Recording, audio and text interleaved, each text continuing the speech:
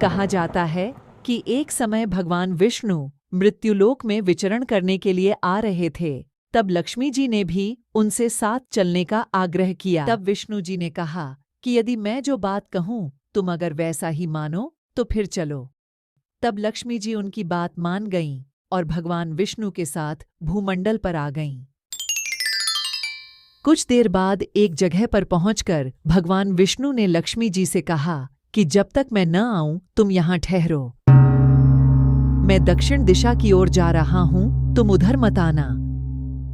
विष्णु जी के जाने पर लक्ष्मी के मन में कौत उहल जागा कि आखिर दक्षिण दिशा में ऐसा क्या रहस्य है जो मुझे मना किया गया है, और भगवान स्वयं चले गए। लक्ष्मी जी से रहा न गया और जैसे ही भगवान आगे बढ़े लक्ष्मी भी पीछे पीछे चल पड़ी। कुछ ही आगे जाने पर उन्हें सरसों का एक खेत दिखाई दिया जिसमें खूब फूल लगे थे।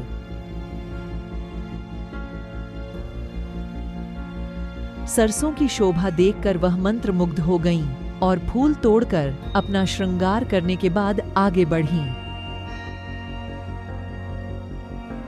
आगे जाने पर एक गन्ने के खेत से लक्ष्मी जी गन्ने तोड़कर रस चूसने लगीं।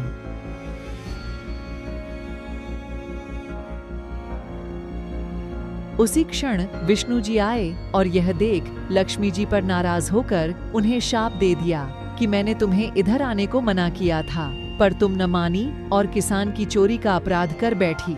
अब तुम इस अपराध के जुर्म में इस किसान की 12 वर्ष तक सेवा करो। ऐसा कहकर भगवान उन्हें छोड़कर क्षीर सागर चले गए। किसान ने उन्हें देखकर पूछा, हे देवी, आप कौन हैं? मैं देवी लक्ष्मी हूँ। आज से मैं कुछ समय तक तुम्हारे घर ही निवास करूंगी। क्या तुम मुझे आमंत्रित नहीं करोगे? ऐसा न कहे देवी, यह आपका ही घर है। तब लक्ष्मी जी उस गरीब किसान के घर रहने लगीं। जय मां लक्ष्मी, जय मां लक्ष्मी, ये तो साक्षात देवी लक्ष्मी हैं। हमारे तो भाग जाग गए, जय हो। एक दिन लक्ष्मी जी ने उस किसान की पत्नी से कहा कि तुम स्नान कर पहले मेरी बनाई गई इस देवी लक्ष्मी का पूजन करो, फिर रसोई बनाना, तब तुम जो मांगोगी मिलेगा। किसान की पत्नी ने ऐसा ही किया। पूजा के प्रभाव और लक्ष्मी की कृपा से किसान का घर दूसरे ही दिन से अन्न, धन, रत्न, स्वर्ण आदि से भर गया। लक्ष्मी ने किसान को धन धान्य से पूर्ण कर दिया। किसान के 12 वर्ष बड़े आनंद से कट गए।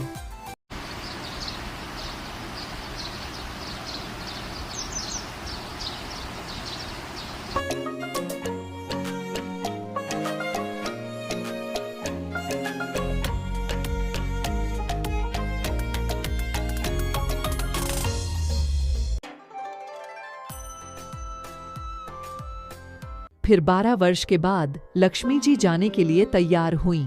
विष्णु जी लक्ष्मी जी को लेने आए तो किसान ने उन्हें भेजने से इनकार कर दिया।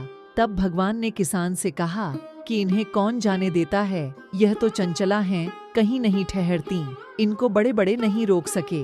इनको मेरा शाप था, इसलिए 12 वर्ष से तुम्हारी सेवा कर रही थीं। तुम्हारी 12 वर्ष सेवा का समय पूरा हो चुका है। किसान हठपूर्वक बोला कि नहीं, अब मैं लक्ष्मी जी को नहीं जाने दूंगा। तब लक्ष्मी जी ने कहा कि हे किसान, तुम मुझे रोकना चाहते हो तो जो मैं कहूँ वैसा करो। कल तेरस है, तुम कल घर को लीप पोत कर स्वच्छ करना, रात्रि में घी का दीपक जलाकर रखना और सायंकाल मेरा पूजन करना और एक तांबे के कलश में रुपए भरकर मेरे लिए रखना। मैं उस कलश में निवास करूंगी, किंतु पूजा के समय मैं तुम्हें दिखाई नहीं दूंगी।